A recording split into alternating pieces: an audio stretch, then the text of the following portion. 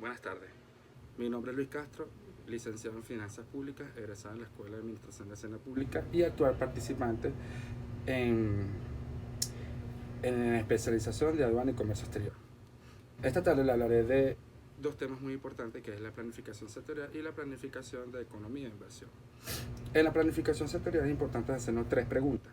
La primera de estas es qué producir, qué bienes y servicios han de producirse y en qué cantidad.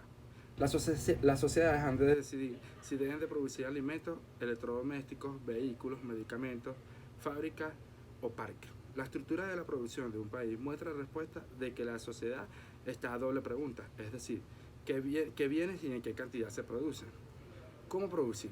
¿Qué recursos se van a emplear en producir los bienes y qué servicios, con qué técnicas y cómo se producirán? Cada una de las formas de producir exige un conocimiento técnico y emplea una combinación de recursos diferentes. ¿Para quién producir? ¿Quién va a disfrutar los bienes y servicios producidos en la medida en que se vayan elaborando y formen parte de los procesos de producción?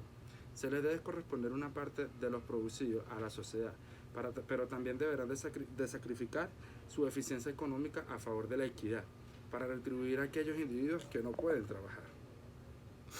Los sistemas de mercado. En el sistema de las decisiones es el sistema sobre las decisiones que producir, cómo producir y para quién producir.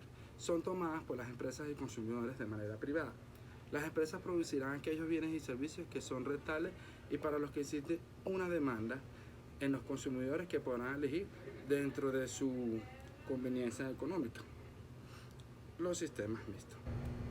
Estos sistemas se sitúan entre la economía de mercado y la economía de planificación central. Aceptan las reglas básicas del mercado, pero confían en la eficacia de la intervención selectiva del Estado y las creen necesarias para corregir ciertos desequilibrios y aumentar el bienestar económico colectivo. Las economías mixtas se basan o apoyan las doctrinas de las teorías de Keynes, su teoría en general en la ocupación y el interés del dinero, que ha fluido de forma más profunda en la forma de la vida de las sociedades industriales tras la Segunda Guerra Mundial. Las decisiones de ahorro las toman los individuos en función de sus ingresos, mientras que las decisiones de la inversión las toman los empresarios en función a sus expectativas. No hay ninguna razón por la que ahora en la inversión deban coincidir, cuando las expectativas de los empresarios son favorables en grandes volúmenes de inversión que provocan una fase de expansividad. A nivel nacional, a pesar de existir en la teoría de distracción global sectorial regional, normalmente se producen profundas brechas de desentendimiento entre los elementos normativos y operativos. Dado que la planificación global raras veces se ha considerado indispensable para su compatibilización entre los sectores y de sentimientos aún más agudos, puesto que cada uno de aquellos se ha manejado como estanco aislado. En la planificación económica, entendemos que es la defensa de la planificación en su forma más general.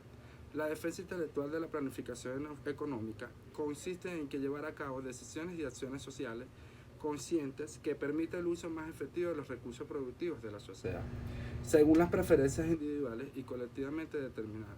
Es una condición necesaria para que la gente sea capaz de controlar individual y colectivamente sus vidas, para ejercer el autogobierno, y así pues la planificación permite la maximización de la libertad y la contraposición del automatismo derrochado y destructivo del mercado no regulado.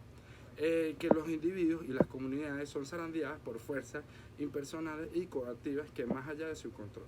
Concretamente, una economía socialista planificada tiene tres ventajas esenciales sobre una capitalista no planificada.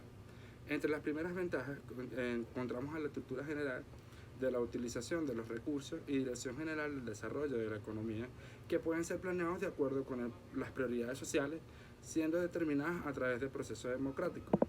En segundo término, tenemos su ventaja técnica principal como mecanismo de coordinación, que reside en el hecho que permite superar la incertidumbre asociada con la toma de decisiones atomizadas en el mercado, pues en este caso hay ausencia de comunicación y por ende de información acerca de los planes de otros individuos o grupos.